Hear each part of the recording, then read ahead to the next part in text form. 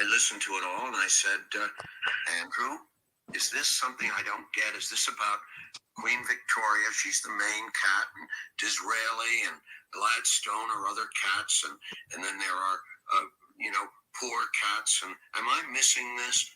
And he took a terrible, painful, long pause and said, Hal, it's about cats. And we never discussed it again. Hal, it's about cats. That's right. Greetings, fellow armchair Imagineers. Tiki here. And this is Eli from Little Blue Productions. And we are here to commemorate an incredible event. Just such a landmark in the realm of pop culture. The anniversary of, dare I say, one of the all-time great So Bad It's Good movies, at least in the realm of the superhero genre. We're talking Catwoman, baby. Oh yeah. Let's cosplay as the Hottie Doctor, because that's literally what his name is in the credits, and just get this thing rolling. Eli, I'm excited. We've been planning this for quite a while. Yep, and ever since you mentioned, expressing interest in doing doing a retrospective Catwoman, since you and Dragon did the Hellboy retrospect. I mean, I then expressed interest in joining in for it, since, well, nobody else seemed as though that they were going to participate with you doing this, but I was. And now very here we much are. Kind of in the same vein as like Home on the Range. I feel like that's kind of your niche right now on the channel, is like you will take over the retrospectives that no one else wants to do, which is a very valuable position for you to be in, I think, and I appreciate it. Yeah, but but also not just that, but just like what happened with the Lion King 1.5 retrospect, even like any retrospect that anybody else would want to do, and that I would participate. Yeah, because I mean, as of now, and occasionally, if there's by any chance and any room for one more person, and that being me, to join in for those. Yeah, usually it's tricky, as you know, because of the I like to keep it to 3 people, and honestly, we've got a whole rotating roster. But no, it's good to have you on this one, though, and I know we should be getting you on more soon, hopefully. Mm-hmm. Okay, so yeah, Catwoman. Let's see. Kogiasa's in the chat. He says, "I love that you rarely stream on Saturdays, but you made an exception for Catwoman." Yeah. A few years ago, I watched Steel and Catwoman for the first time on the same day. That's a hell of a double feature. It is. So yeah, let's see. This movie came out in 2004, so I was the ripe age of 13 years old when this movie came out, and honestly, I was pretty hyped for it. I was not I wasn't really a comic book person, so I didn't really know that much about the character. I knew that the character was called Selena Kyle, but I was like, you know what? This is a different take. I hate to admit it, because this is just totally my 13-year-old boy showing. I did really like Halle Berry's costume, just in promotional images and stuff. I not even that it looks sexy, because I am asexual. I think I've always been asexual, but I did think it looked cool. I thought it was like a different sort of interesting take on the Catwoman lore. And I also was kind of interested in the whole idea that we're basically going to have cat powers in this one. So I remember, I knew that it was definitely a risk, but I remember being excited about it. And then, of course, the movie actually came out. I enjoyed spots of it, but I didn't really, it was one of those things where as soon as it came out, it kind of got roasted. Looking back on it, though, it's certainly not a great movie, but there are elements of it, like I said, kind of what I was laying out with my initial expectations, where I do think on some level there are some interesting creative choices being done here, as far as kind of essentially this is very much like an Elseworlds take on Catwoman, as far as it's Catwoman literally in name only, and not even in the Selena Kyle name, just in the Catwoman name. But we're taking an entirely different approach. borrowing a couple elements from Michelle Pfeiffer, which I'm sure we'll get into with the background. But yeah, so I quite like this. It's not Batman and Robin as far as like, I just think Batman and Robin is like the ultimate so bad it's good movie, maybe just period, not even with the superhero genre. But I do enjoy this. I do think it's a fun watch. I think the pacing goes by relatively briskly. I think there's a lot of stupid shit to break down. So I'm looking forward to it. So Eli, what is your initial impressions of this movie and nostalgia for it and whatnot? Well, gee, I'm glad you asked because, well, very quickly, because to quickly comment, like, nice to hear that you can handle you can handle Batman and Robin, especially a bad credit card. Seriously, you can handle the you don't care about the bad credit card. That credit card has literally never bothered me. I'm sorry. It's just because, like, in the tone of that movie, like, if they whip out a Bat credit card in the Nolan movies, hell yeah, I'm gonna have a problem with it. But in the tone of that movie's already so ridiculous. I really don't care. I think it's fun. Or what's even worse, even a fan asked Doug this: either a Bat credit card or Superman Visa. Oh God. Yeah. Well, okay, and also, can we, of course, quickly acknowledge, the Jacob for, making the Yeah, thumbnail. thank you. Yeah, folks, Jacob Weil, he's been our thumbnail artist for quite a while now. Totally invaluable to the channel. I honestly think he's had a lot to do with the growth that we've had recently. And I got to be honest with y'all, I think this might be one of his master works. And Yeah. Eli, this was all on you. This was all your idea, your concept for the essentially Catwoman in the middle, and then a whole bunch of animated. Oh, sorry. Shut up, Lindsay Ellis. Sorry about that. Yeah. I've been there too sometimes. But yeah, because I had that stupid Hal it's about cat thing, and then Lindsay Ellis auto played. But yeah, great concept for a thumbnail. I think the thumbnail turned out awesome. Yeah. All right.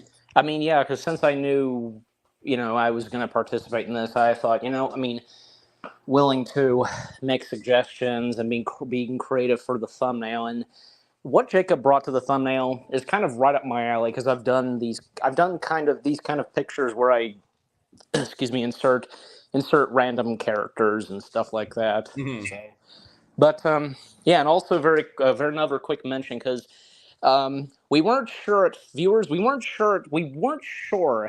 at one point that we were going to receive the thumbnail that Jacob was making, and I was willing to make a thumbnail for myself for this, but eventually, yeah, the thumbnail was finished, and yeah, thanks, Jacob. So, Indeed.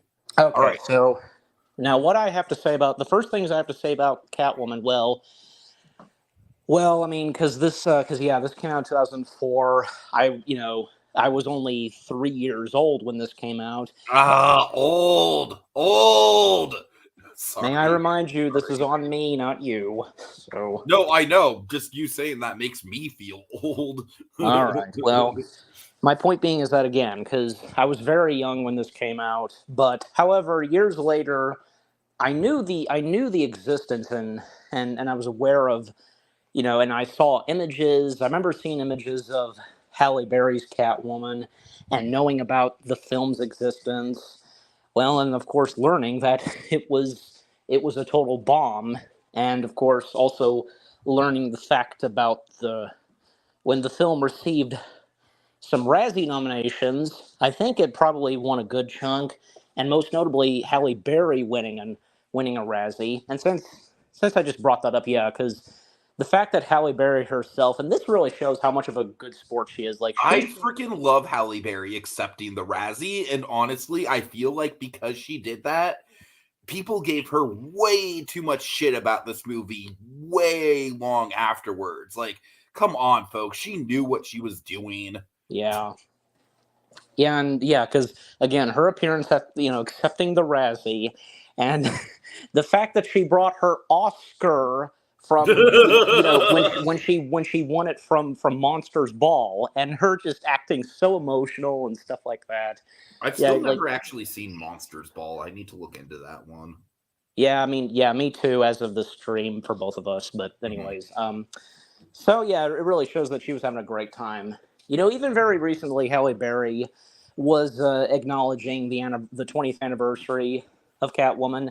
I saw this on Google and on social media where, there was a couple of pictures that she posed topless with a couple of cats in celebration of the film's anniversary, and not to mention she was. I think, yeah, very recently, I think she was on Jimmy Fallon, and, the acknowledgement of the film's 20th anniversary. But yeah, but anyway, so I did eventually watch the movie, I think 1 or 2 months ago, and yeah, because I will say that it was quite interesting,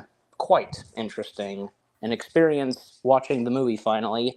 And yeah, I mean, I would have to agree, because it's so bad it's good. It's on that level of films. And I get where the story was going, and the elements in Catwoman, I'm sure as though, yeah, they could work if the film could have turned out pretty good and such. But yeah, I mean, it's hard to believe, because Catwoman came out the same year, and in the early 2000s, when comic book films were starting to turn out to be so good again. I mean, we had the Blade movies, we had the first 2 X-Men films, we had Sam Raimi's Spider-Man, and also Spider-Man 2 came out the same summer.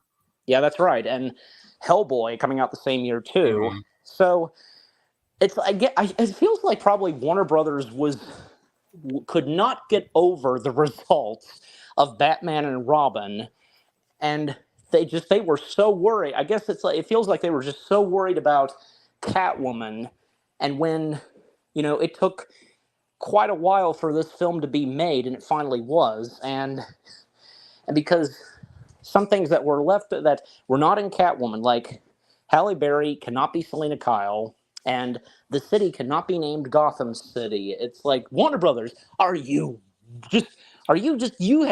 still not gotten over the poor results of Batman and Robin? Are you not aware that other comic book movies that have been coming out the past couple of years, they've been doing so good? Are you allowing to let Catwoman be so suckish? And to think you have Dark Knight. Well, I'm sorry, no, Batman Begins. Christopher Nolan is doing a Batman movie. Begins was a year after this, but yeah, I'm sure it was in production by then. Yeah. So, Warner Brothers, why couldn't you have let them do their thing for Catwoman? But anyways, that's kind of what it feels like. But yeah, just overall, I mean, Catwoman for me, it was very interesting, and yeah, I think probably I'll have some positive things to say, just like you, Tiki. But yes, as you pointed out, and I think it's very true, we'll definitely be roasting it. So okay, Kogias is talking about the speculation about this taking place in Burton's Batman films because of Michelle Pfeiffer's picture. Yeah, Kogias, I'm totally with you. I think it's just an Easter egg. I feel like at this point in film history, we weren't even really trying to do cinematic universes. So, yeah, not to mention, I mean, like, if this is supposed to be Gotham City, like, my God, talk about a downgraded architecture between the Burton movies and this. Because honestly, the city in this movie is probably one of the most generic, like, yep, that's definitely a city. Yeah, and I was also very, very quickly, I was going to say, Halle Berry being no stranger to comic book films, well, because she had already been in the first 2 X-Men films as Storm, so there's that. All right, so do you have any background you want to go over? I do, so yeah, luckily, because I mentioned this I mentioned this to Tiki before we started. I luckily found an article. I don't know how Dragon is so good at finding good background and such, but I mean, honestly, I think with Dragon, a lot of it is just basic. Like he actually, I don't even think he has to look up a lot of it. It's just that man's just an encyclopedia of knowledge. I can be that way sometimes, yeah. But okay, so background. So the year 1992, Tim Burton's Batman Returns, when it came out, because how very mixed it was received, I think, as we all know. But there was one big highlight from from Batman Returns that everybody seemed to have enjoyed, and that, of course, being Michelle Pfeiffer's portrayal and performance as Selina Kyle / Catwoman. And because Batman Returns, making $260 million on an $8 million budget, but Burton's vision was described by critics and some audiences as being too odd, and so on. But like I said, Michelle Pfeiffer's Catwoman being highlighted from the film, and indeed, the character was so popular that Warner Brothers semi-announced a Catwoman standalone feature in 1993 set to reteam Pfeiffer and Burton. That feature never came together. The script, written by Daniel Waters, was considered too adult, and by 1995, Pfeiffer had lost interest for a brief moment, and for a brief moment, Ashley Judd was slated to take over the role, but she also dropped out. Eventually, Warner Brothers started to work on an ambitious 2004 superhero crossover called Batman vs. Superman, but that project was canceled for being too expensive. In its place, the studio finally slotted in Catwoman, a newly realized project to star Halle Berry. That was the film that finally hit theaters that July. And, I've also, can't help but to mention the Nostalgia Critic and his review of Catwoman, because, he went to a little bit of background. And, because as Doug Walker established, as he stated, Pfeiffer and Burton, both of them went on and off, back and forth on the Catwoman project. And, and again, because, hey, planned Batman versus Superman film, not to mention because, Warner Brothers was considering, at the time, doing another Superman film, and even if, the possibility of there being Superman 5, and with Christopher Reeve coming back to play the title character, but after Christopher Reeve's fatal accident, considerations and hopes for Christopher Reeve to reprise the role as the Man of Steel was gone forever, and, Warner Brothers still stuck trying to do another Superman film, and as we all know, Tim Burton was once attached to do a Superman film with Nicolas Cage, and Kevin Smith was the writer, but that, of course, didn't happen, and, again, because a plan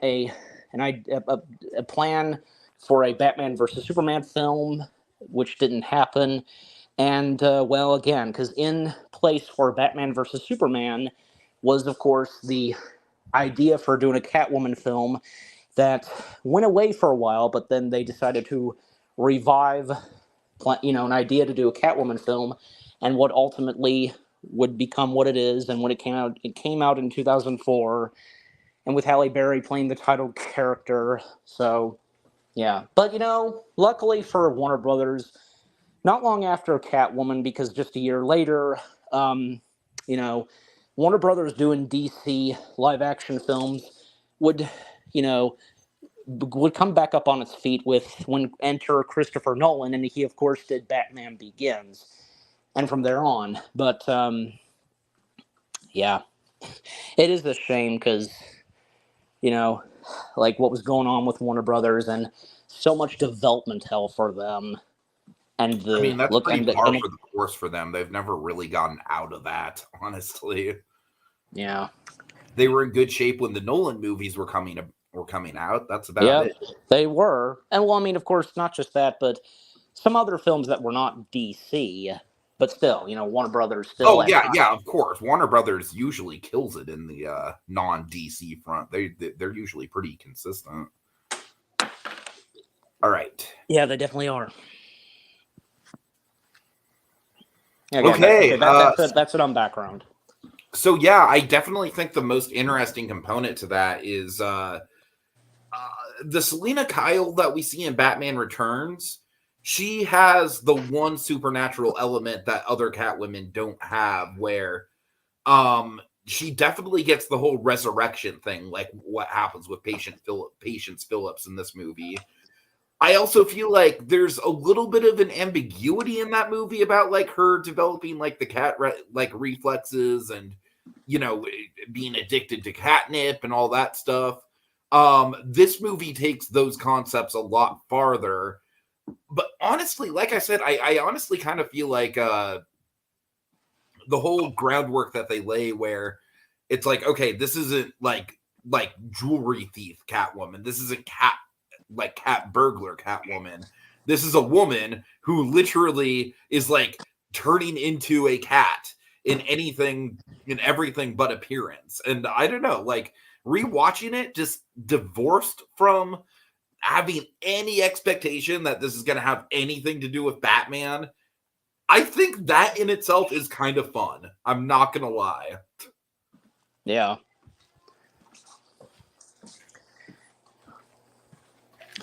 Yeah, I mean, because how did how did you feel how do you feel on the past actresses who have portrayed Catwoman? I'm talking before Halle Berry's Catwoman. I mean, I think they're all pretty solid. You got like obviously the iconic ones in the 60s show, like Julie Newmar and Eartha Kitt. And legendary performances there. And let's not forget Lee Merriweather, who only played Catwoman in the 60s Batman movie. Mm-hmm. Yeah, and of course, then in Michelle Pfeiffer, of course.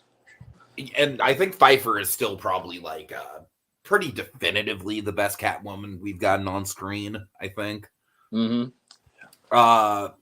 So it was pretty big shoes for Halle Berry to fill. But one thing I do want to emphasize, though,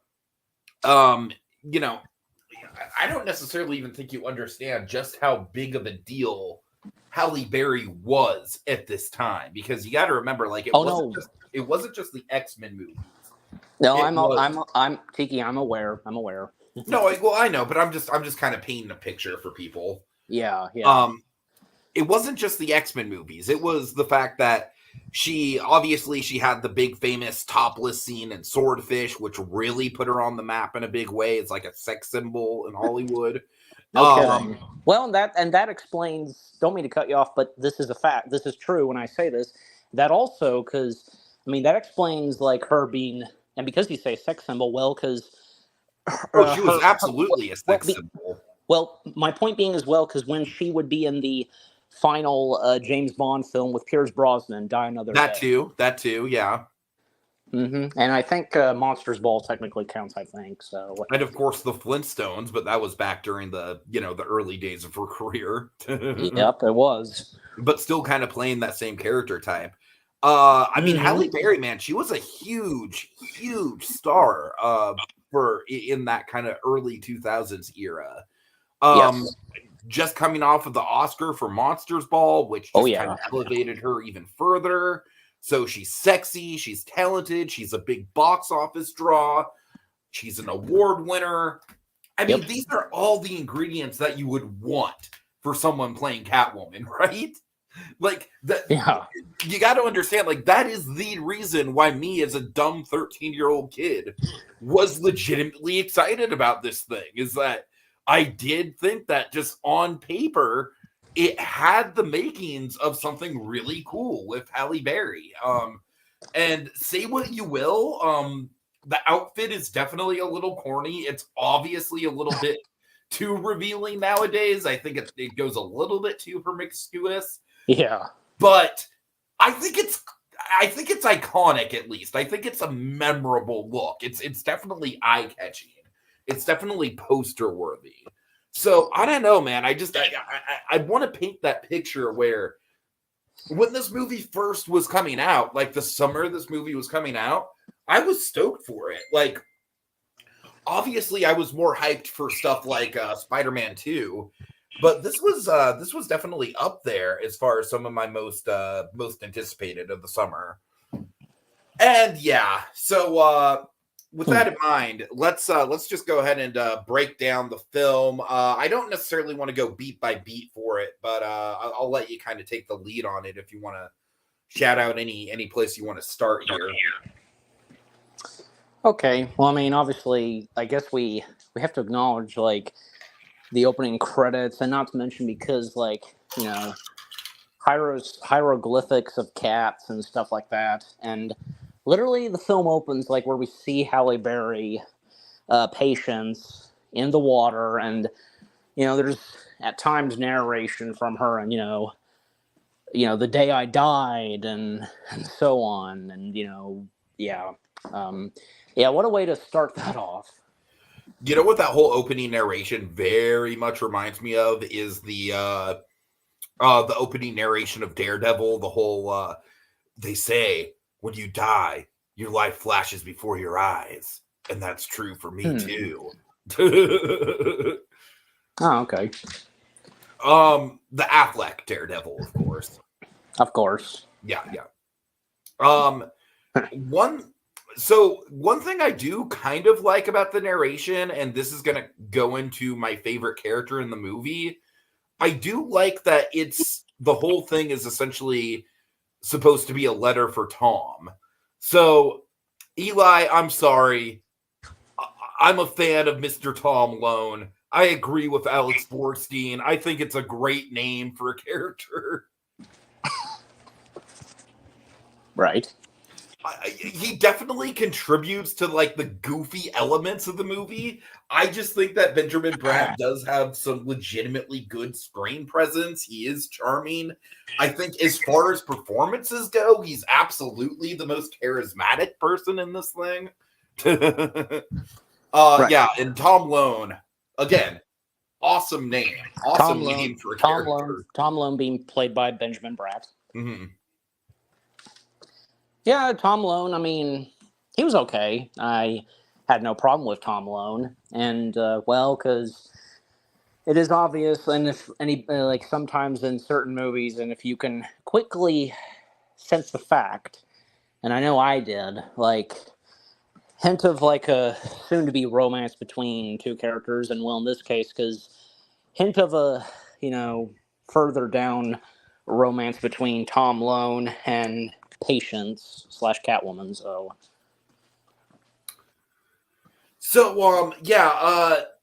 I'm sorry. I'm kind of anxious to get into some of the fun stuff. I know that we should set up the actual plot, but you know what? This movie's plot is so stupid. I want to get into the fun stuff.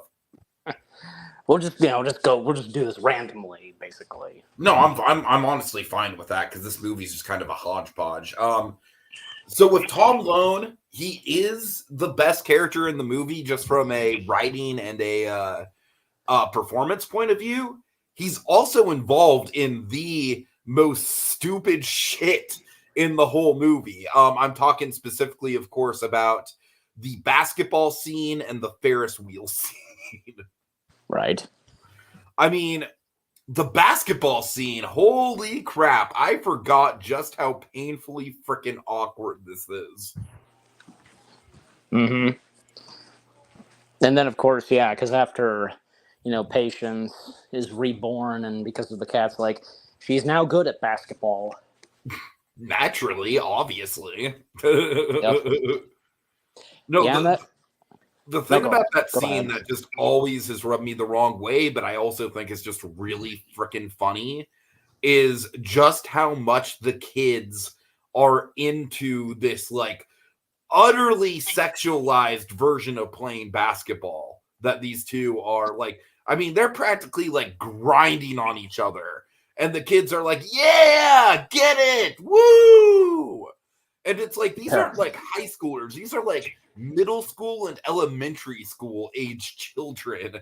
And it's just so awkward. It's so, like, this movie very much has that thing where people behave in ways that they just straight up do not in real life.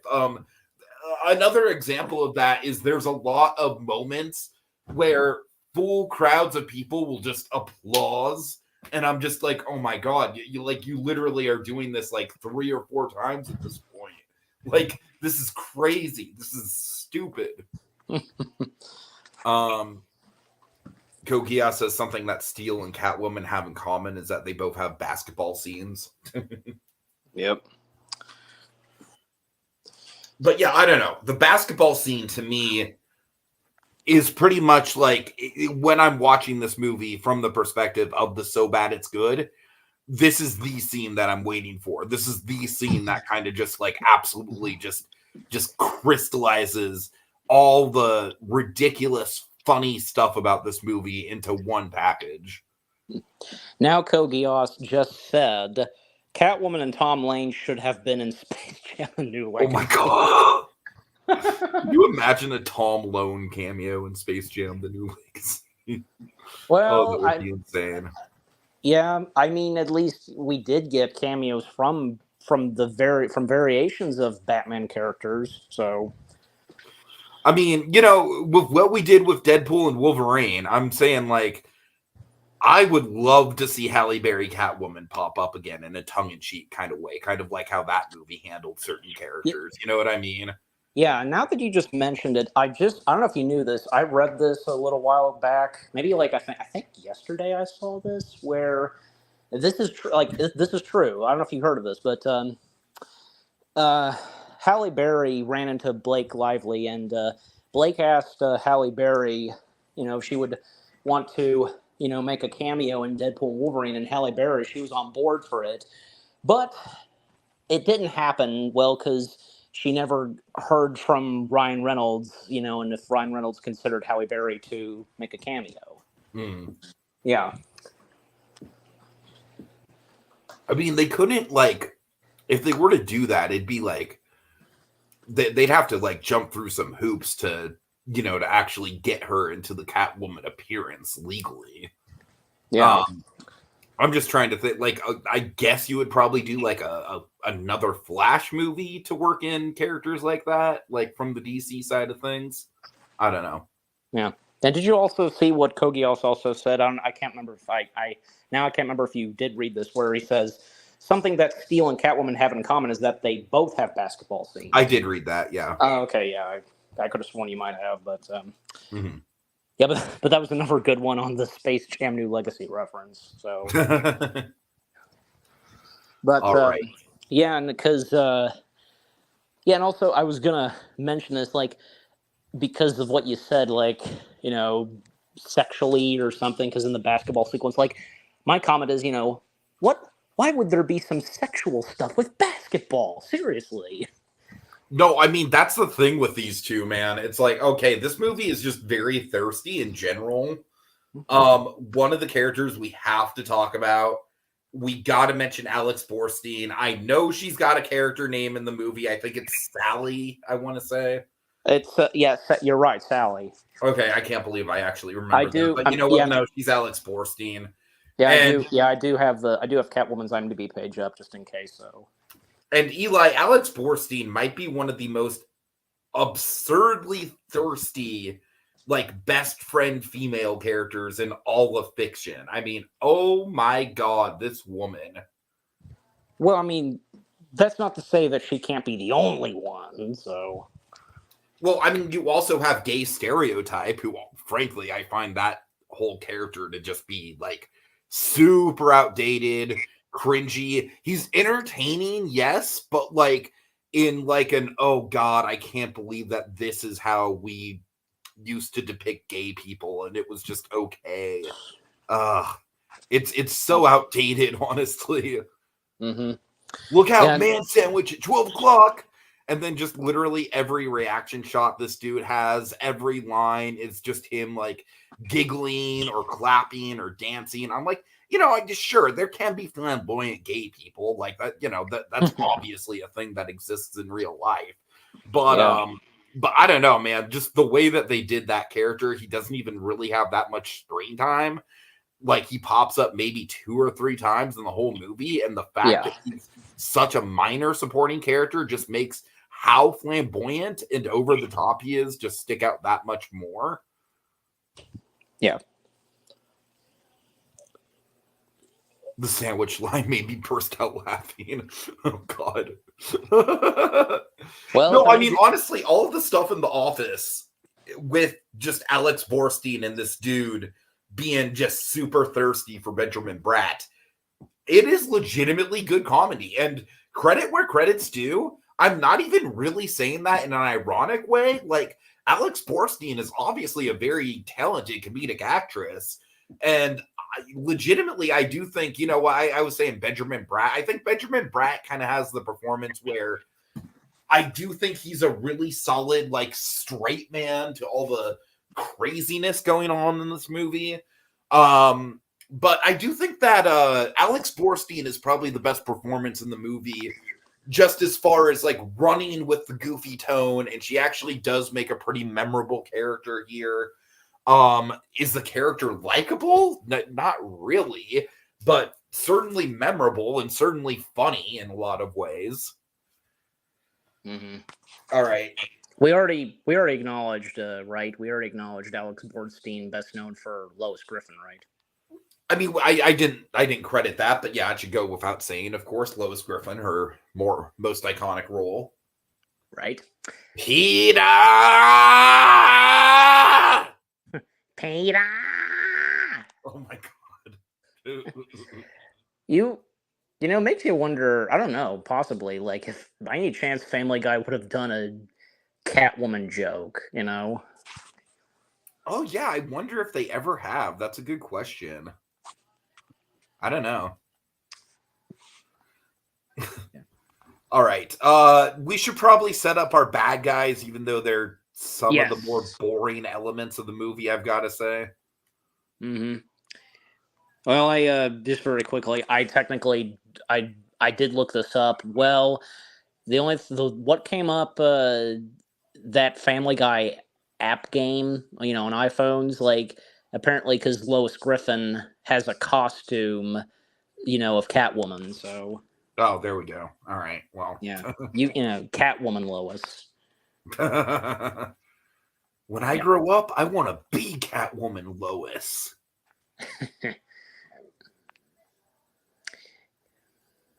Yep. So, all right, but so I've been wanting to. So now we come to the villains, and because both of our main villains, because they're both husband and wife, and they run this company, and that Patience works at, and so does Sally, because basically it's like a beauty salon or something, makeup. No, it's like a cosmetics company. It's a cosmetics, basically like the same thing you would get at like it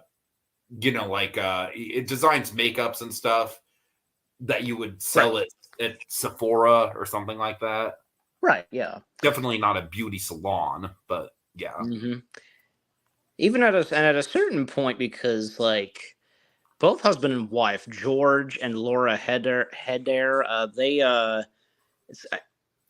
because I've only seen Catwoman once, so I'm trying to remember fully about the film, because if I'm correct, because at a certain point they kind of like turned against each other. They did, yeah. I mean, they were pretty much against each other from the very get-go. I mean, this is like a very classic like husband and wife who cannot stand each other.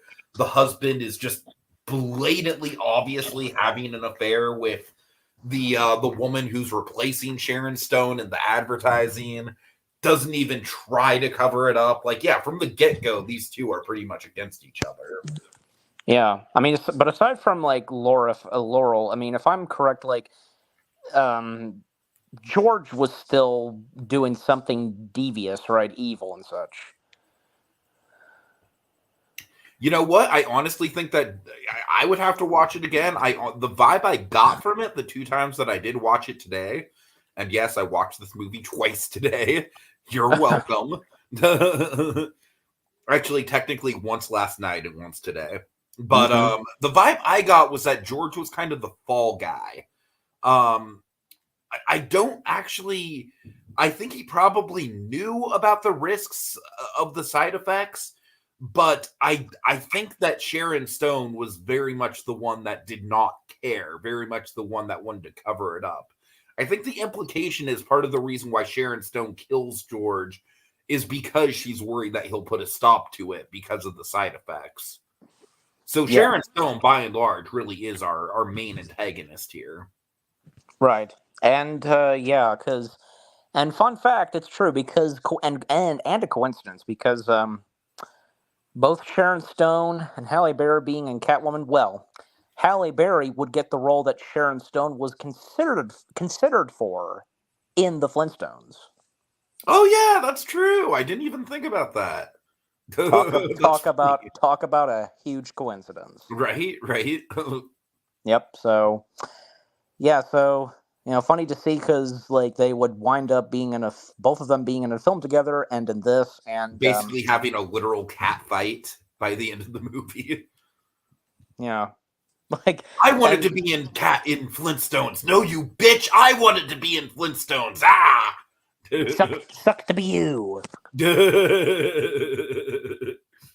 And have you just watch that final fight again with that as the context? Yep. Mm-hmm.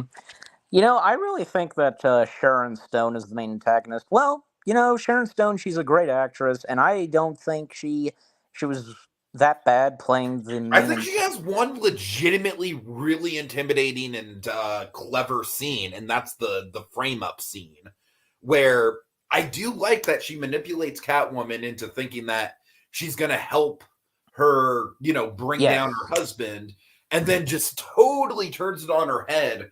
I love just the urgency of it too. Like, and I also really like the line about something about like,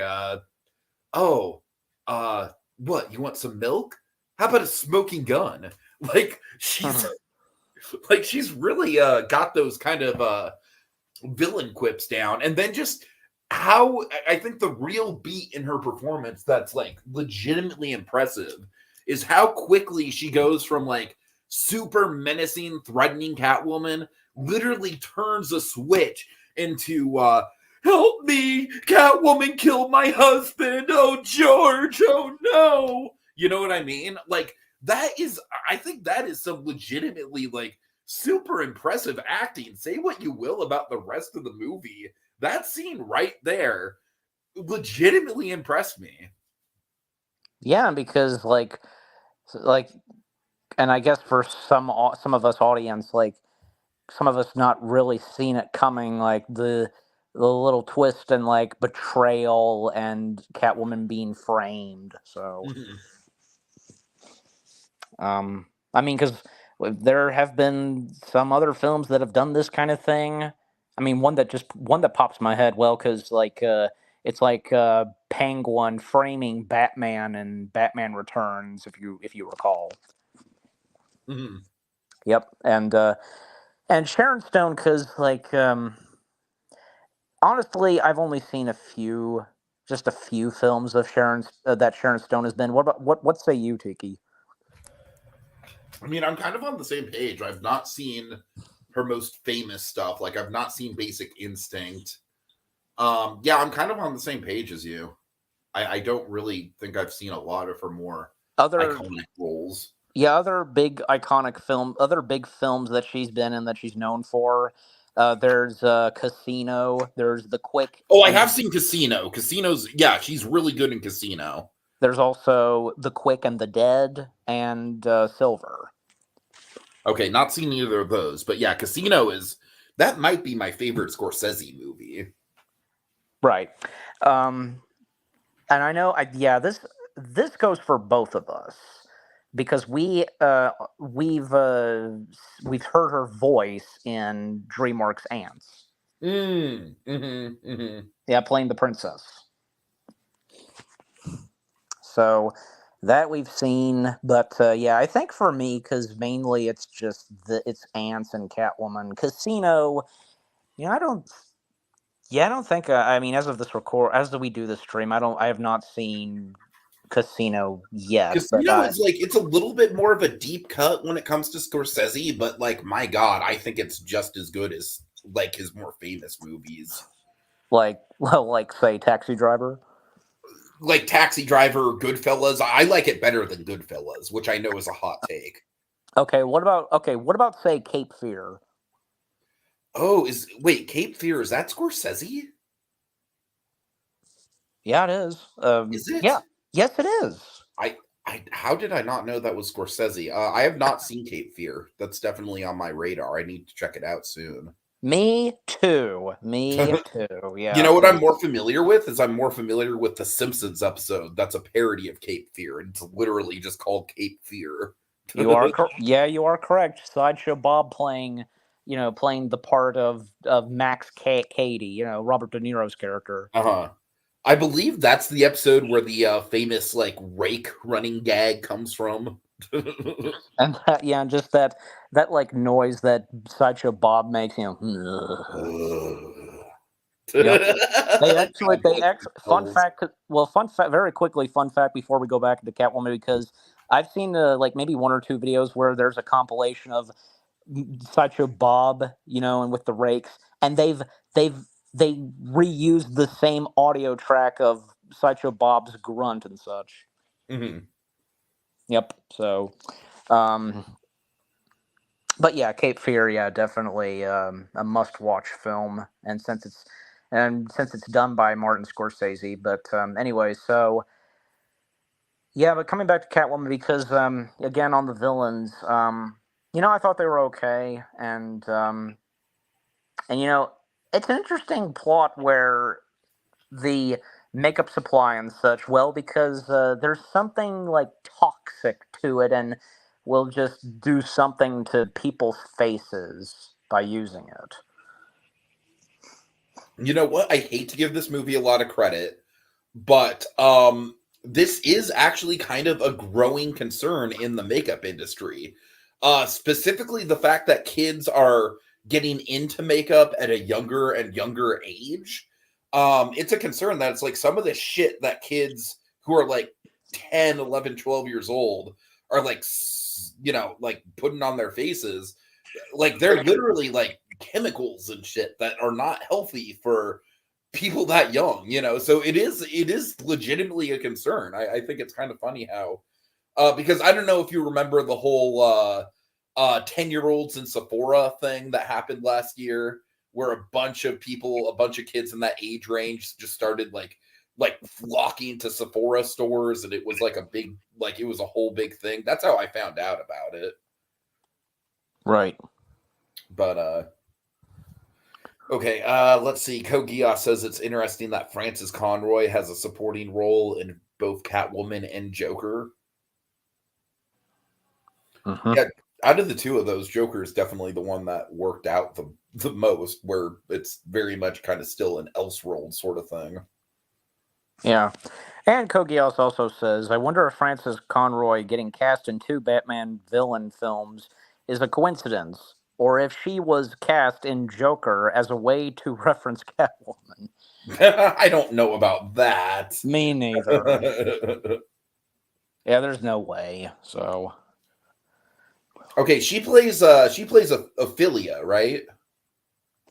Ophelia. Yeah, let me quickly. The cat lady. Yes, she does. Yeah, she plays Ophelia. So that's another thing I want to get into, and I think honestly, maybe the last thing we should get into, which is I think one of the big like fundamental reasons why this movie just doesn't work, is the directing and editing. But I'm kind of saving that for last.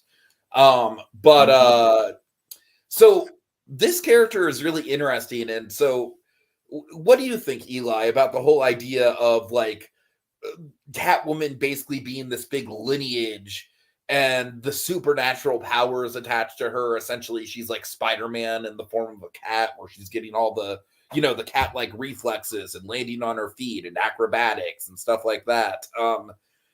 I personally, honestly, do think conceptually it is rather cool, especially because I do really like the lineage idea. It's a very Watchmen style concept, where you have like cat women throughout the years. Like some of them were like, like masked vigilantes. Some of them were acrobats. I think it's a really I'm not gonna lie. I think the lore that this movie establishes, obviously, like, so far apart from anything in the actual DC comics. But I don't know, man. If you take this movie apart from the DC comics, if you just look at it as its own thing that just happens to be called Catwoman, I mean, the fact that she's not even Selena Kyle, I think, kind of almost makes that a little bit more palatable. What do you think? Just how much they, like, obviously expanded on this lore for better or for worse.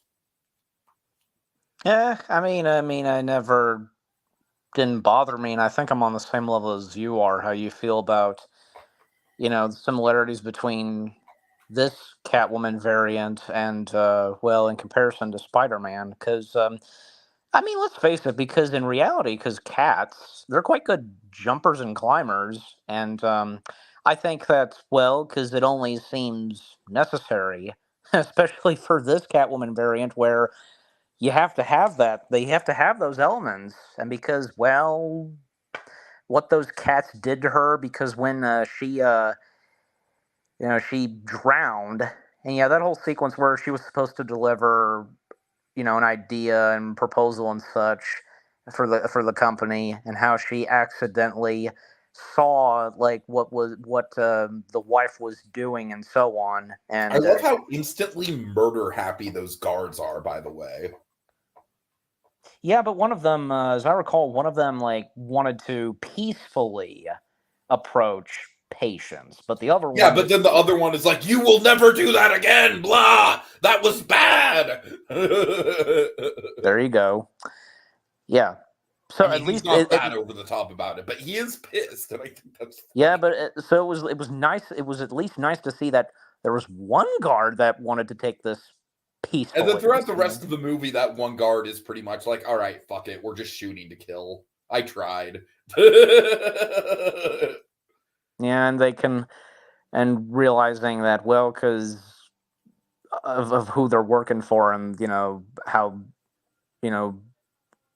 their boss wants to do things specifically. But anyways, so yeah, again, because when after she drowns, and what the cats do to her, and then yeah, because from there on, because again, she would be reborn in a new way and have cat powers in her. And yeah, because Now, in the background, Eli, I am curious, did you find out anything about if this particular element of the story was directly lifted from the Michelle Pfeiffer version, the whole idea of like the cat kind of resurrecting her?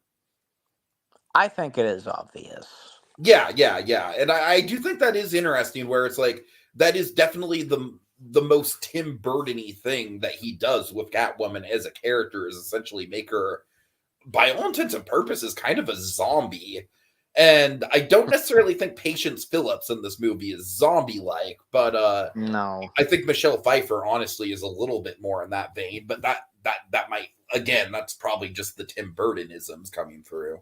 Very true. I mean, when Selena Kyle in Batman Returns is awakened, and because of all the cats surrounding her, and well, even there was one cat just munching on her fingers and such. Well, because yeah, just like she starts off, just kind of, I guess, zombie-ish, and then then like after making the Catwoman costume, and then yeah, so um and for the Catwoman film, because very different, of course, and it's like in her apartment, well, like sleeping on top of the ceiling or something, eating so much I tuna. do like those little visuals. I like her kind of like sleeping in the corner of the shelf and stuff like that. I think that's fun.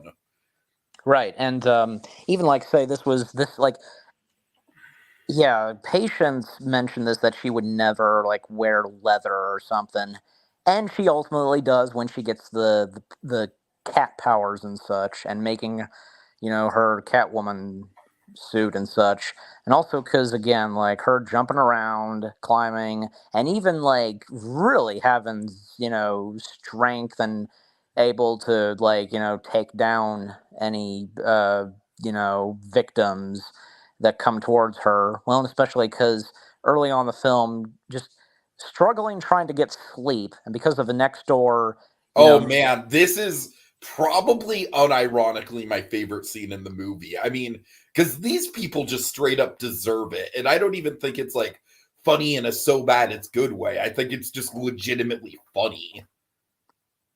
best like revenge payback, however you'd Mm-hmm. call it. Yeah, because like this time, and because like she has the powers of a cat and so on, now she can really, and well, because she goes over there and she just lets them have it. Like just squirting the one of the stereos, and then of course punching some of them, and you know now they'll learn their lesson. I'm pretty sure, and yeah, and when she, the first time she does something out in the city, well, because like stealing some stuff from a museum, even like she stopped two crooks, but then ultimately like yeah, she did like return it, just leaving an apology note. Um, Which and I of course, gotta say, that's one of the elements of the plot. I mean, it's like I get that Patience is characteristically is not supposed to be like a super genius or like even good at this. Like on one level, I appreciate that the fact that she is legitimately sloppy. On another level, come on, Patience. You know that your boyfriend is a cop. You already signed the sorry. Like, you really don't think he's going to put the handwriting together? Come on, girl. right. I don't know. I just think it's like that's a little bit of a gap in like my believability to think that she's going to be that stupid, honestly. Yep. And yeah, and also because hmm. Moments between her and the lady cat. Well, because and how the cat lady, just gives background and origins of Catwoman and so on, and with pictures of various cat women, and of course, as you established, Tiki, because an Easter egg, pretty much, just an Easter egg, and that, of course, a photo of Michelle Pfeiffer's Catwoman, and yeah, because Michelle Pfeiffer, I'm sorry, Patience accepting the fact that who she is now, and so on, and well, of course, later on in the film, sightings of this mysterious like Catwoman and such, and also, well, because when it's just Patience being herself and not as Catwoman, because her spending more time with Tom, and we did not mention this. We mentioned this basketball sequence. We did not mention the Ferris wheel sequence. I cited it, but we didn't go into it. But yeah, the Ferris wheel sequence I think is not quite as like just outwardly funny, but I think it's equally ridiculous to the basketball scene. Yeah, because the Ferris wheel sequence. Well, because something horrible goes wrong with the Ferris wheel, and well, because for both Tom, but I think like if I remember correctly, like Patience, she beat him. Like there was one kid dangling and struggling, holding on to the Ferris wheel, and luckily for Patience, saving the boy's life. So. Mhm. Yeah, I mean, I thought that sequence of the Ferris wheel was not bad. Even there's like a moment where Catwoman just is at a theater where I think like a specific opera is happening. If you remember that sequence, Yes, yes, yes. what do you have? What to say on that? I like the moment where she jumps onto the stage and the audience starts applauding, like, "Oh yeah, wow, that's some really cool acrobatic work." Yeah, um, yeah, Oh, and I also like the fact that the bad guy is like he literally has a line that's essentially like his his little obviously cheating on his wife girlfriend that's with him. She's like, "Oh, this is boring. This is a waste of time." And this dude, he says like the most blatantly chauvinistic, over-the-top thing I could possibly think of, which is, why don't you just think? Consider it, or I'm sorry, why don't you just not think? Consider it one of the terms of our relationship. I'm like, oh my God, dude. Like, wow. Yep. That is very much just like, you are an object, not a person. Yep. Yep. And yeah, and also because yeah, we didn't talk about Sally that much, but also because at a certain point, well, I mean, Sally's just Lois, well, like Lois Griffin making sexual innuendos the whole movie. She's not that deep of a character. yeah, well, but at a certain point, something happens to Sally because she collapses. Well, she used that to like new like makeup like face product, and well, because and then of course patients realizing that yeah, this stuff is very dangerous and chemicals and such, and what the Mrs. Yeah. Mrs. Headair is doing, and well, because how patients did happen to see like something that she was doing, like an evil plot, and so on, and patients warning Sally not to use it, and well, yeah, I mean, because just trying to do something about this and to warn others like about this new product and for people not to use it. So Yeah, you're right. She does. She does have some plot significance there with setting up the threat for sure. uh-huh. And I do think it's pretty well set up because even from the beginning, she's like, "Oh yeah, I'm totally using this new product. I'm getting a lot of headaches, but it's fine. It's making me feel super young."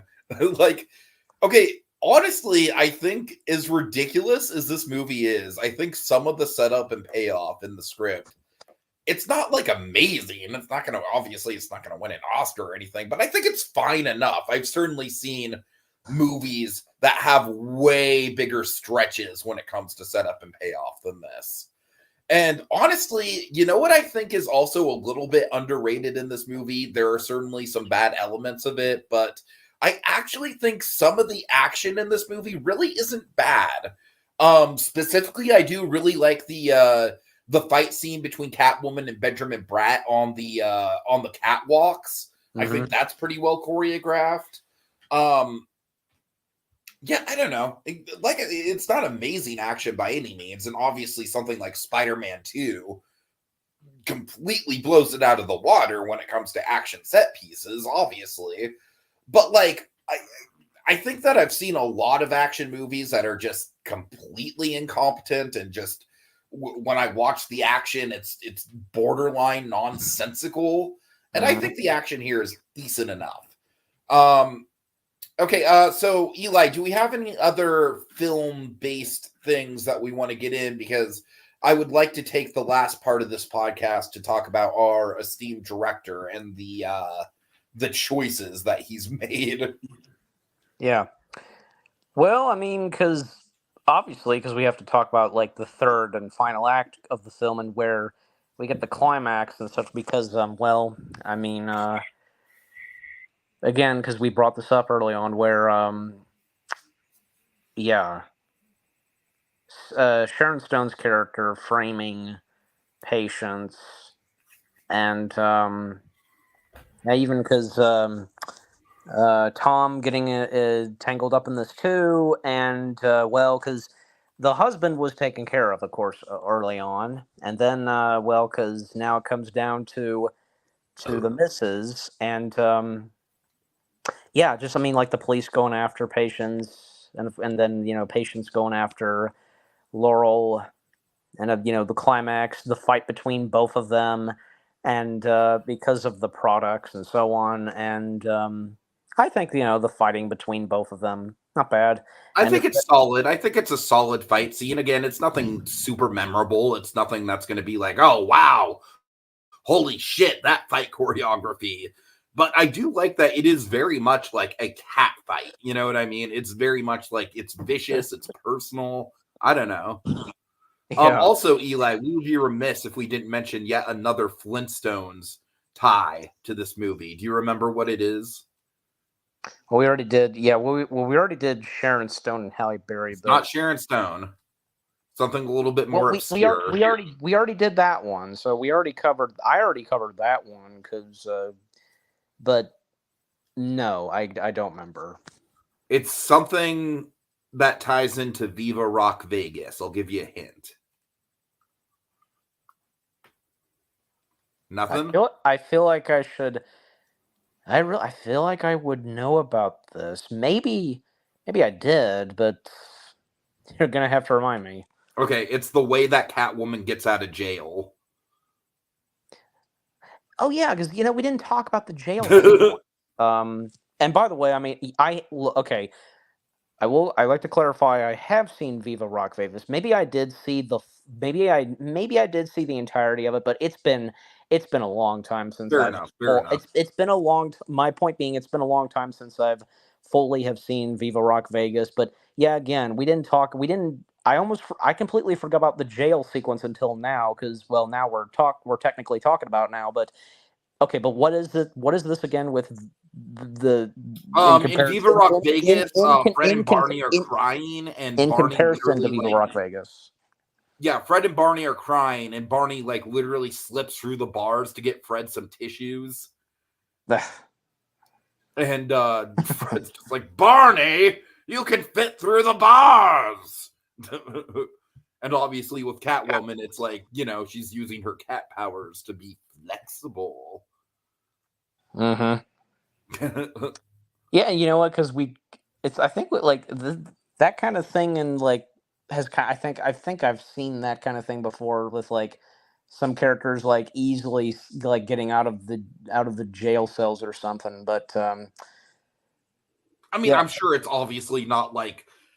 not like they were like, hey, remember in Viva Rock Vegas when Barney slipped out of the bars? Let's do that. No, I just think it's funny with some of the other Flintstones ties that we have.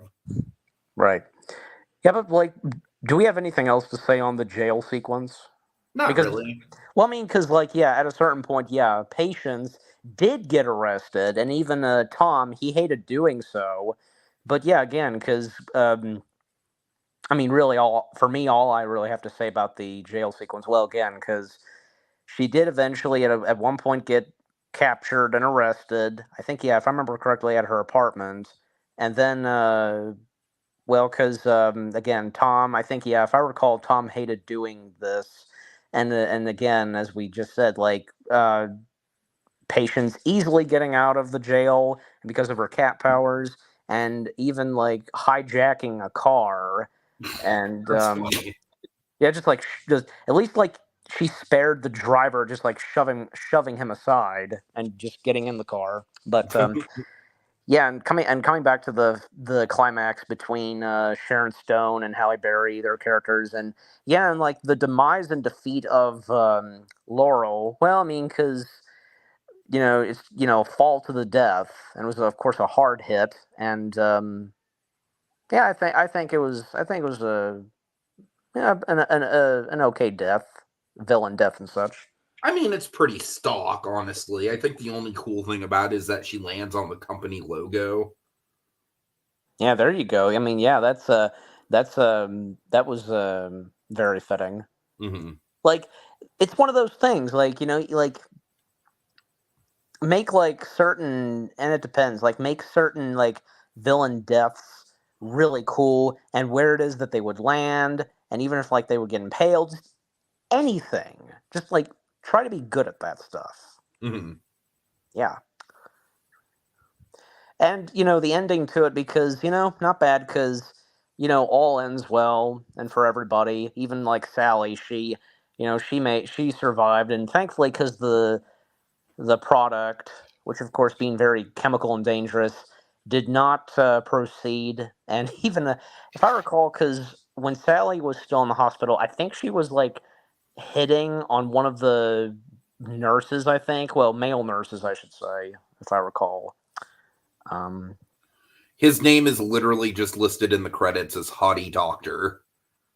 Okay, yeah. So yeah, so as I recall, yeah, because she was flirting with someone, and yeah, as you said, haughty doctor. Yeah, and even like, well, for Patience and Tom, all ends well on both of them, of course, and getting one last bit of narration from Patience and shot like as we would see in some superhero films, like mainly like summon Batman and Superman and Spider Man, and in this case for Catwoman, because like the last shots we see, of course, are with her in the Catwoman suit and just jumping and running on top of buildings, and yeah, so.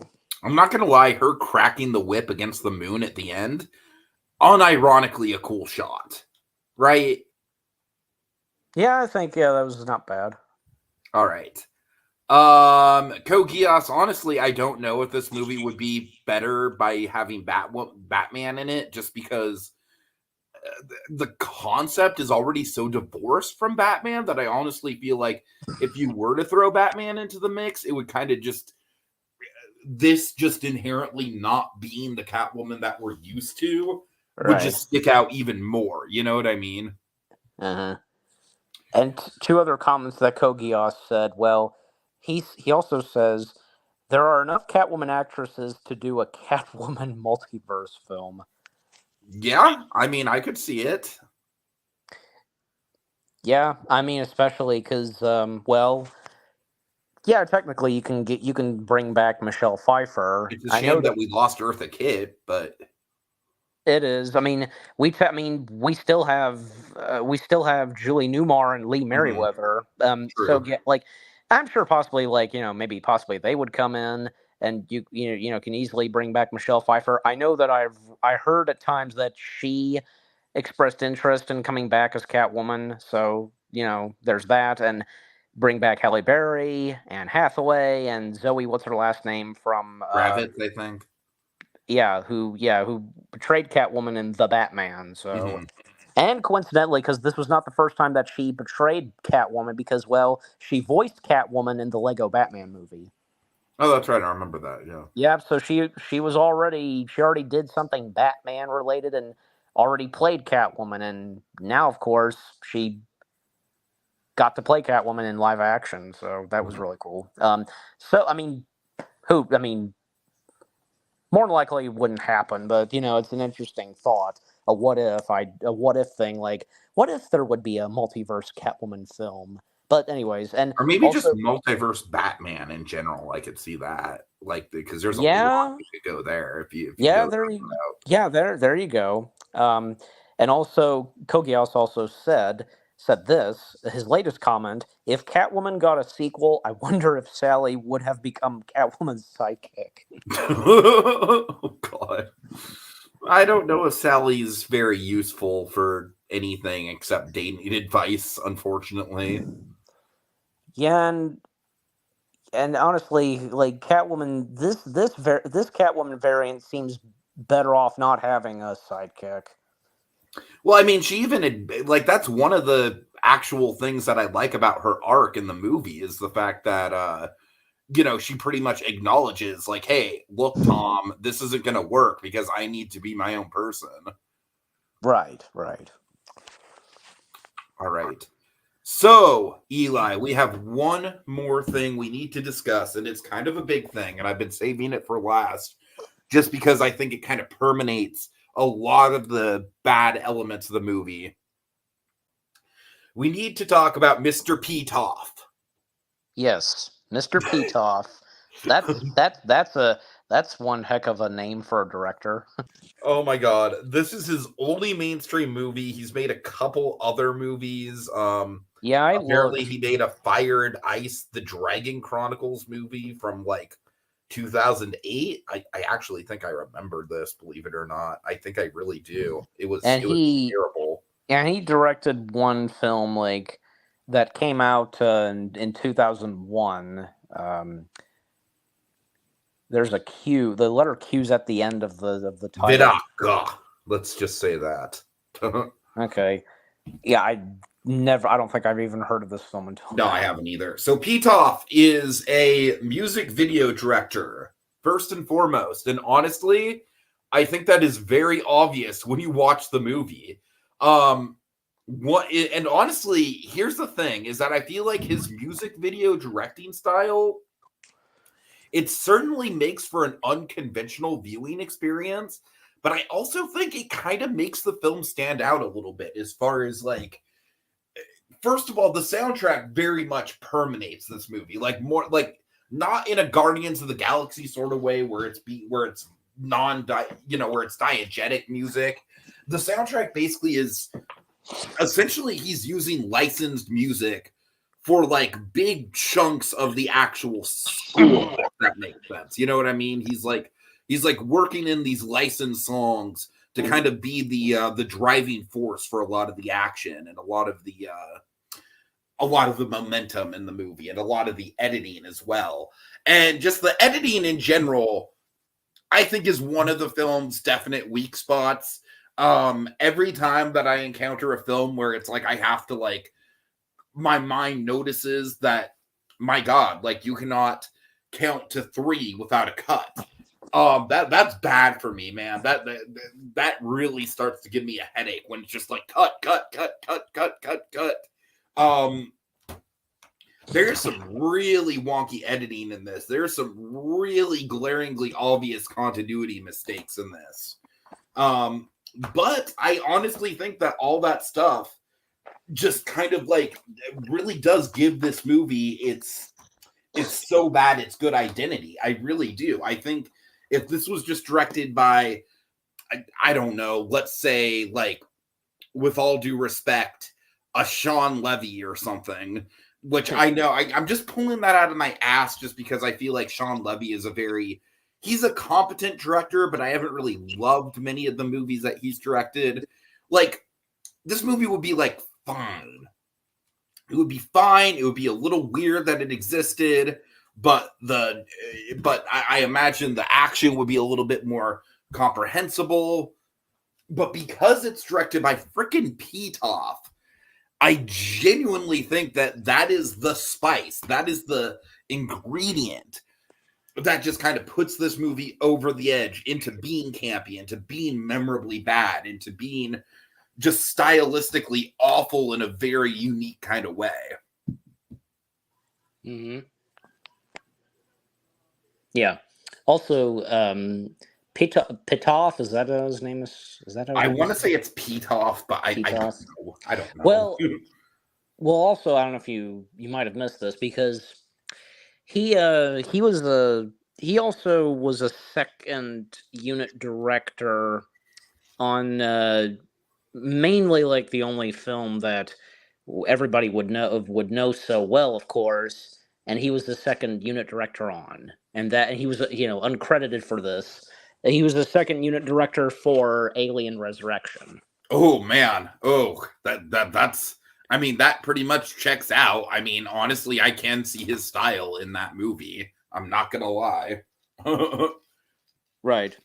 That movie also very much feels like it's got like a grungy music video aesthetic to it. Well, I mean, I'll tell you this because the director of now wait a minute, is this the same guy? Well, I mean, Pitoff isn't okay. First and foremost, because Pitoff isn't the only guy who has like first started like directing music video stuff and then directing some feature films, because honestly some of the best directors ever started out directing music videos. It's not an instant mark of like you're a failure. No, quite the opposite actually. I know Michel Gondry is one of those people who started with music videos. I want to say David Fincher started with music videos. I don't know if that's correct or not. I want to say it is. Yes. Okay. Well. Okay. Go ahead. I was gonna say because I wasn't sure, and okay, yeah, now I remember because in connection with the Alien franchise, another director who directed one of the other Alien films, David Fincher. He directed Alien 3. Well, before he directed Alien 3, he was directing a lot of music video stuff. But thankfully, well, sadly, we all know how Alien 3 turned out. But thankfully, David Fincher, he would still go on directing music videos, but he would find himself directing more feature films, and some of them turning out pretty good. Like he directed, Oh, David Fincher is like one of the greats, man. Not just pretty good. He's one of the greats. yeah, because he later on and after doing Alien 3, other films that he would find himself directing, which turned out pretty good, which turned out to be some pretty good ones. There was Seven, starring Brad Pitt and Morgan Freeman. There was also Fight Club. There was also Panic Room, and there was the Curious Case of Benjamin Button, and he also directed. And this one, like, I'm intrigued. I'm interested in this one. The Girl with the Dragon Tattoo with Rooney Mara. That's not one of my favorite Fincher movies, but it's all right. It's all right. Well, do you have okay? Well, what's your favorite David Fincher film? Social Network, easily. Social Network? Yeah, not even a contest. Huh. Oh yeah, because that came out in That movie's that Social Network is legitimately one of the best movies ever made, in my opinion. Just straight up. Right. Okay, so like there's that for an example. Like David Fincher, he too started off directing music videos and technically still did. And even I think the same goes for David Lynch, because he later on he directed some very short stuff. I think some music videos, I want to say. But even before that, because, well, David Lynch, he was already a big time director in feature films from, say, Eraserhead, Elephant Man, the first movie adaptation of Dune, and Man. Yeah. yeah, and so on. But yeah, take those for example in comparison to Pitoff, and there are some directors. I have a couple other examples here. We have Spike Jonze, who did stuff like Being John Malkovich and Her. He started out very famously in music videos. I believe Spike Jonze also did the Where the Wild Things Are movie. You are correct. Was Spike Jonze. Okay, good. And he also did that one film with Joaquin Phoenix called Her. Yeah, indeed. Also, we have, Michael Bay, but that just makes sense. The dude's a very kinetic director. No kidding. And notably, Jonathan Glazer, the director of last year's Best Foreign Film winner at the Oscars, The Zone of Interest, which is just a very meditative, dark, somber movie. So I think Jonathan Glazer is one of the ones where I'm actually kind of surprised he started out in the music video scene. Also Francis Lawrence, of all things, which is kind of interesting. He did stuff like I Am Legend, the Hunger Game movies. Yeah. So kind of interesting there. All right. Yeah, big ones for him. So especially I Am Legend. I Am Legend is a goddamn masterpiece. Yeah. Now here's and also a quick mentioning of I Am Legend. Which version do you prefer, Tiki? The theatrical or the director's cut, with the alternate ending? The alternate ending, for sure. Because the theatrical cut, that ending is like the one thing that I really don't like about it. So it's like with the director's cut, it's like you fix the one thing that I really don't like about it. There you go. Perfect movie at that point. Yeah, and I'm sure you've heard of this, and I think for a lot of others, hearing about this, there are considerations and plans for a sequel, and they're going to go, and the sequel is going to be a direct, the planned sequel of I Am Legend is going to follow with the alternate ending. Okay, interesting. Yeah. All right. Well, do you have anything else to say about Catwoman, or should we go ahead and wrap it up? Yeah, a little bit, because we didn't mention this. There's one more thing to mention, because one moment that happens, anything on the part where Catwoman, she goes into this like dance club and so on. Mm-hmm. Do you have anything to say on that part? I feel like there's many moments in this movie where there's like just inexplicable cheering going on, and it's like, yeah, look at this lady in leather. She's doing some vaguely sexual moves. Let's just cheer her. I don't know. I think that's funny. Of course, the basketball scene is the most infamous example of the cheers. Patience, like walking out and telling off her boss. Very cliche, like room full of people cheering. Yes, even the fact, I don't mean to cut you off, but even the fact she drew a picture of her, resembling her boss. Right. Yeah, so like inexplicable cheering is kind of like all over this movie, and that's kind of like the main takeaway that I get from the nightclub scene. Also, Yes. the White Russian, but no ice and no vodka. Fucking classic. I love that. That's one of my favorite bits from this movie. Just cream straight. Yeah, I was meaning to mention that too, like the drink that she was gonna take. So classic, iconic. Yeah, and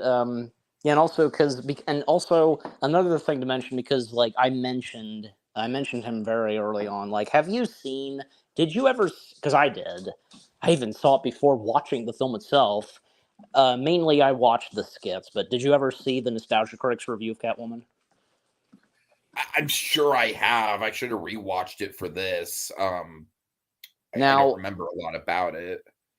Okay, well, now I'm not. I think maybe, if I'm correct, I think we are on the same level as how we feel about Halle Berry's performance as Catwoman. Because for Doug Walker, as the Nostalgia Critic, he thought Halle Berry as Catwoman. He thought that she was fine. I think she's fine for the most part. Honestly, the acting in general throughout this movie, I don't really think there's a performance that stands out being like, oh, P.U., that is a terrible performance. I honestly think it's more so the editing, the vibe, the general concept, some of the silly setups in the movie. I think all that stuff is like more in the so bad it's good territory than the actual acting itself, honestly. Yeah, I think I think you're right on that. Mm-hmm. Yeah, I just because again, mentioning the Nostalgia Critics review of Catwoman, because I think is what he had to say about Catwoman, very understandable, and a movie like Catwoman, that's definitely something right up the Nostalgia Critics alley. So, oh yeah.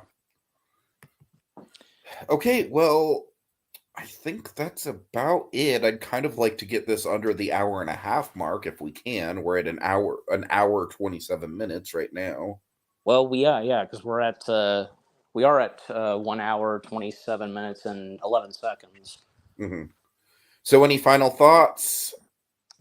Yeah, because it's amazing how this film turned out, and as I talked about in the background, just Warner Brothers considering like making a standalone Catwoman film, and even if like it would have been a direct tie to Tim Burton's Batman films, and with Michelle Pfeiffer once again playing Catwoman. I mean, even like Michelle Pfeiffer, she was considered to reprise the role.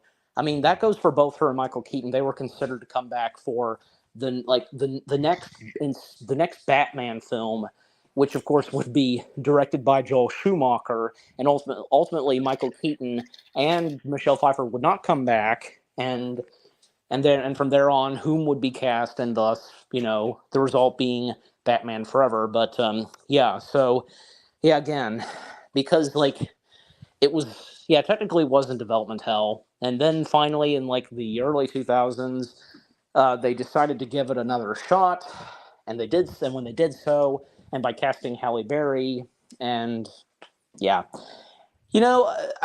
no doubt about it, because, well, not just me and Tiki, but there's no doubt that there are others that would have some positive thoughts on Catwoman and think it's okay, and they would find themselves enjoying it. And the whole thing of it's so bad it's good. I mean, I of course would have to agree on that. like I said, I think that some of the elements and plots that are in Catwoman, they can work. They can definitely work. And if only Catwoman could have turned out better and so on. But, sadly, it is what it is. And, ultimately, the film just had bad luck, as some films would have. But, yeah, I mean, I thought the casting was good, and I liked where the story was going. Halle Berry playing the title character. I mean, what can you say about Halle Berry? I think ultimately she's good in everything she does, and even if, like, in some movies like this where they're, suckish. But, yeah, I think she did the best she could, and it's great to see that her at times talking about Catwoman whenever brought up, and it's great to see that she was acknowledging Catwoman's 20th anniversary and so on, and yeah, just overall, Catwoman, it is what it is. I would be down to give it another watch, very occasionally. So yeah. All right. Okay, well, yeah, this has been a long time coming, folks. So once again, Eli, I'd like to thank you for joining us. Yeah, didn't you want to have any final thoughts? No, I think you summed. I think you summed up everything pretty well. I took the words right out of your mouth. No, it's all good. It's all good. I just want to kind of, like I said, I'm just trying to get out of here. About too much after an hour and a half. Yeah. Well. So yeah, thanks for coming on. As always, I would like to thank Jacob Weil for his incredible thumbnail, and this thing might just be his magnum opus so far. And Kogias for joining us in the comments. He says he would give this film a 7 out of 10, which I think is being a little generous, but I'm kind of in the same ballpark. I'd probably give it like a 6. Yeah, and he also all right. he also said that he likes the film, and well, that's good that's nice to hear from you, Kogias, if you like the film as we do. Yeah, and I was also gonna quickly say that it was a pleasure joining in for this. I'm glad that this finally happened and now it exists. There is now a retrospect podcast, 20th anniversary retrospect podcast, I should say, on Catwoman. Ever since, Tiki, you were down to do this. The others, like Dragon, for example, thought that you were out of your mind doing this, but no, I didn't think so. And I was, of course, down to joining in on this, and which, of course, as of now, we've done it. It's now on. So you want to be an Imagineer, glad to see that it's out there. And anybody who would be rewatching this after we've been live, yeah. And again, I'm glad to have been a part of this, and I still look forward whenever, at times, and whenever, there's any possibilities, and it depends, joining for some more of doing these live streams and podcasts, retrospects with you guys. For sure. All right. So thanks everyone once again for joining, and I will let Hal take it away. Take it away, Hal. It's about cats. Hal, it's about cats. It is about cats.